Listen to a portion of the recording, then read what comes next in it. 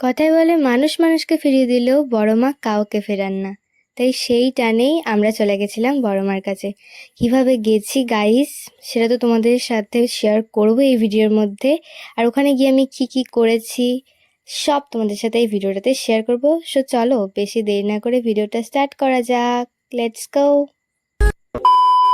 তো গাইস দেখো, আমাদের বাড়ি থেকে মেমারি স্টেশনে চলে এসেছিলাম। আমাদের বাড়ি থেকে মেমারি স্টেশন আসতে 1.5 ঘন্টা লাগে। তারপরে দেখো স্টেশনে ট্রেন ধরার জন্য এখানে দাঁড়িয়েছিলাম। 3:15 ট্রেনটা আমরা ধরেছি। এখান থেকে ডিরেক্ট পুরো একদম নৈহাটি যাবে।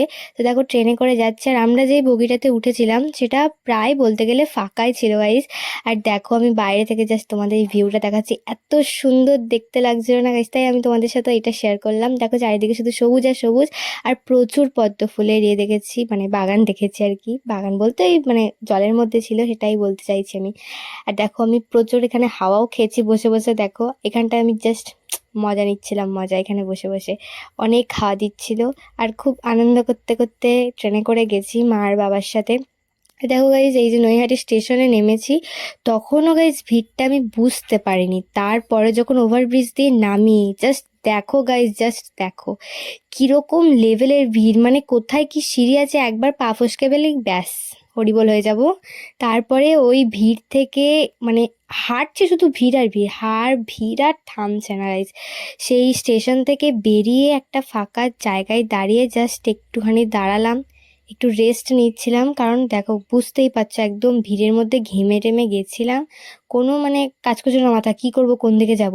আর নৈহাটি যেহেতু আমরা ফার্স্ট টাইম এসেছি, এর আগে কোনোদিনও আসিনি, তাই সবাই যেদিকে যাচ্ছিলো সেদিকে যাচ্ছিলাম, মানে বড় মা যেদিকে আছে। আর তাই দেখো রাস্তায় যেতে যেতে এত সুন্দর বাড়িগুলোকে সাজিয়েছিলাম, আমি সেটাই তোমাদেরকে দেখাচ্ছি। আর এই যে দেখো, আমি এখন নিজেকেও দেখাতে পারছি না গাইজ, মানে এতটাই লজ্জা লাগে রাস্তায় বেরোলে ভিডিও করার সময়, নিজেকেও ঠিক মতো দেখাতে পারি না।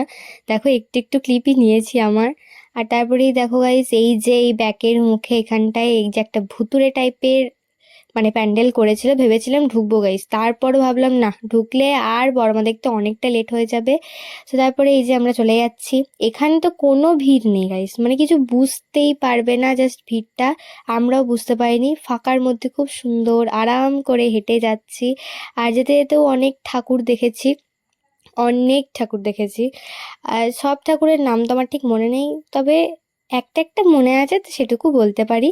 আর তোমাদেরকে আগে বলি গল্পটা এখানে আসার, মানে 2 দিন আগেও কালী পুজোর আমার ঠিক ছিল না যে নৈহাটি যাব। আমি জানি মা বারণ করে দিয়েছিল এবার আর যাওয়া হবে না, বাট যেদিনকে যাব তার আগের দিন যেভাবে মা আমাকে টেনেছে গাইস, কি বলবো, মানে কিছু বলার নেই। মানে আমি মনে হচ্ছে না কখন নৈহাটিতে গিয়ে যাব।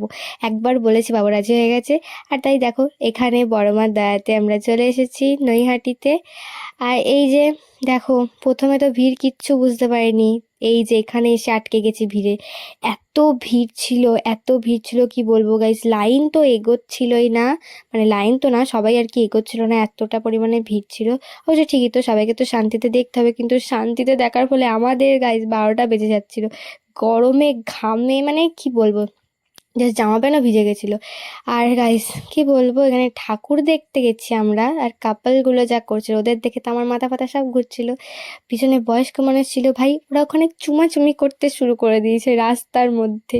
ঠাকুর দেখতেছি, ঠাকুর দেখ। আর এই যে আমি ভিডিও করবে কি, আমার ভিডিওর দিকে হা করে সবাই তাকিয়েছে, তাহলে কি করে মানুষ ভিডিওটা করবে বলো গাইস। তারপরে আমরা দেখো এই যে শান্তিময়ী মায়ের দর্শন করেই নিয়েছি। এখানেও লাইনটা আটকে গেছিলো, এগোচ্ছিল না কিছুতেই, অনেক ভিড় ছিল, অনেক ভিড় ছিল, কষ্ট হচ্ছিল গাইস। যখন সবাই দাঁড়িয়েছিল, মানে লিটারালি কি বলবো, দম বন্ধ হয়ে আসছিল। হাঁটতে শুরু করলে মনে হচ্ছে জাস্ট প্রকৃতির হাওয়াটা গায়ে লাগছে, আর মনে হচ্ছে যেন এসির হাওয়া খাচ্ছি, সবাই একটা কথাই বলছিল। তারপরে এখানে থেমে থাকলে তো হবে না, সো বড়মার নাম করে আমরা এখন এগিয়ে যাচ্ছি বড়মাকে দেখার জন্য। অনেক কষ্টে গাইস, এই যে একটু একটু আমার ক্লিপগুলো তুলেছি, ফোনটা যে তুললে একটু নিজেকে দেখাবো সেটারও কোনো উপায় নেই, যা ভিড় ছিল ওখানে। আর এই দেখো গাইস, ফাইনালি আমরা বরাবর একটা দিক দর্শন করেই ফেলেছি, সো মনটা শান্ত হচ্ছিল। এই যে বরাবর মন্দিরের সামনে দাঁড়িয়েছিলাম, কোনোদিন তো আমি আসিনি বললাম তোমাদেরকে। এই যে দেখো বড়মার মন্দিরের সামনে, আর এখানে তো বড় বড় অক্ষরে লেখা আছে, তোমরা তো সবাই জানো, ধর্ম যার যার, বড় মা সবার।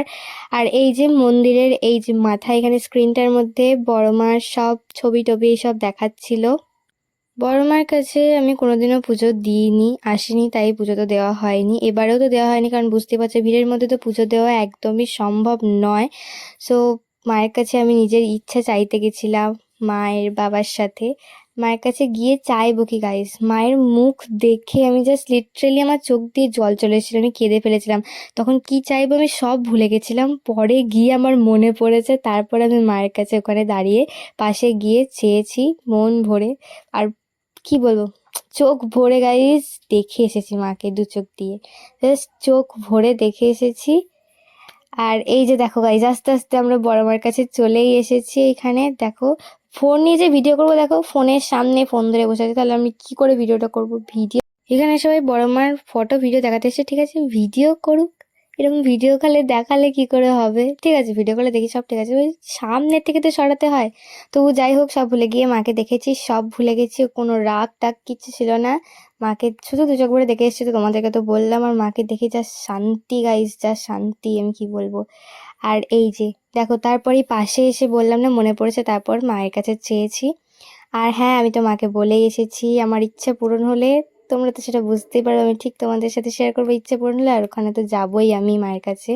আর এই যে দেখো, তারপর এখানে পাশে চলে এসেছিলাম মায়ের পিকচার কেনার জন্য, মানে ছবি 3টে কিনেছিলাম, মাসিদের জন্য আর আমাদের জন্য।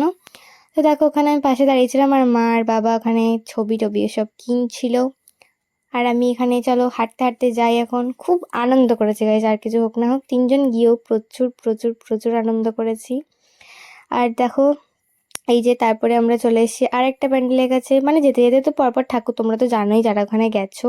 এই যে পরে আর যারা যাওনি তাদেরকে বলি, একদম বড় মা দেখতে দেখতে একদম সোজা সোজা ঠাকুর আর ঠাকুর, প্রচুর ঠাকুর দেখেছি। আর ঠাকুরগুলোর নাম তো আমার মনে নেই গাইস, প্লিজ কিছু মনে করো না। আর এই ভিডিওটা আমি জানি অনেকটা লেট হয়ে গেছে ছাড়তে, আমার কিছু মনে করো না। তারপরেই ওই যেখানে কানের দুল টানের দুল কিনে এই যে আবার একটা ঠাকুর দর্শন হয়ে গেল আমাদের, দেখতেই পাচ্ছ। তারপরে আমরা এখন হাঁটছি, আর এই দেখো জাস্ট এইটুকু সময় পেয়েছে আমার পুরো লুকটা দেখানোর জন্য, তাও বাবা ভিডিওটা ধরে দিয়েছে। এই ভিড়ের মধ্যে যেতেই পারছিলাম না, আর কে ধরে দেবে গাইস, কেউ তো নেই আমার ক্যামেরাম্যান, নিজেকে কিভাবে আমি দেখাবো পুরো লুকটা আমার, তাই বাবাই তুলে দিয়েছে একটুখানি যা তুলেছে, ওই যথেষ্ট। না হলে আমার পুরো লুকটা দেখানোই হতো না, আর কি বলবো। আর দেখতেই পাচ্ছ গরমে চুল টুল আমি একদম গুটিয়ে নিয়েছি, ছেড়ে এলে মরে যেতাম, ওই চুল যে কোথায় যেত ছিঁড়ে আমি নিজেও জানতাম না, চুল টেনে ছিঁড়ে যেত এই ভিড়ের মধ্যে যদি চুল খুলে আমি যেতাম। তো তারপরেই দেখো আরেকটা ঠাকুরের কাছে আমরা এখানে চলে এসেছি। এই মায়ের নামও আমি ভুলে গেছি, কিন্তু দেখতে খুবই সুন্দর আর খুব বড় বড়। এখানে মা কালীর মূর্তিগুলো প্রচণ্ড বড় বড়, আর ছোট মাঝারি সাইজেরও ছিল। তো তারপরে দেখো আমরা হাঁটতে হাঁটতে একদম মোড়ের মাথাতে একদম লাস্ট সীমাতে চলে এসেছি। আর এখানে হয়েছিল তারা মা, তো তোমরা তো জানো ওখানে লাস্ট মোড়ের মাথাতে তারা মাই হয়। আর এই যে এই তারা মায়ের যা গ্লেজ গাইস, দেখো কি সুন্দর চকচক করছে, আমি দেখে জাস্ট মনটাই ভরে গেছে, কি বলবো। তারপরে এই তারামাই আমাদের লাস্ট ঠাকুরের মধ্যে ছিল। আর ঠাকুর দেখিনি আমরা, কারণ ওদিকে যাইনি, বললাম নৈহাটির, আমরা ওখানে কিছুই চিনতাম না, তাই ওইদিকে যে ওভারব্রিজের ওদিকে যে ঠাকুর আছে প্যান্ডেল আছে ভালো ভালো, আমরা কিছুই জানতাম না, ওইটুকু দেখেই চলে এসেছিলাম। আমার বড় কথা হচ্ছে আমরা আসলে ট্রেন ধরার জন্য চলে এসেছিলাম, আমাদের ট্রেন ছিল 7টা কততে, বাট আমরা পৌঁছেছি ওই টাইমে, তখনই ট্রেনটা ছেড়ে দিয়েছে। তারপরে 1 ঘন্টা পর ট্রেন এসেছে, ওখান থেকে আমরা নৈহাটি থেকে ব্যান্ডেল যেতে যেতেই ব্যাস টাইম শেষ। আমরা যদি ব্যান্ডেল থেকে মেমারি পৌঁছাতাম, বাড়ি পৌঁছাতে পারতাম না, তাই সোজা ব্যান্ডেল থেকে একদম মাসি বাড়ি চলে গেছিলাম। আর দেখো যাওয়ার পথে গাইজ এই যে এখানে একটা প্যান্ডেল ছিল, ওখানে ঢুকে একটু দেখে নিলাম, মানে বড়মা দেখার একদম একদম ঢোকার ফুল ফার্স্ট গলিতেই ছিল, আমরা দেখে এসেছি ঠাকুরটা, লাস্টে দেখেছি।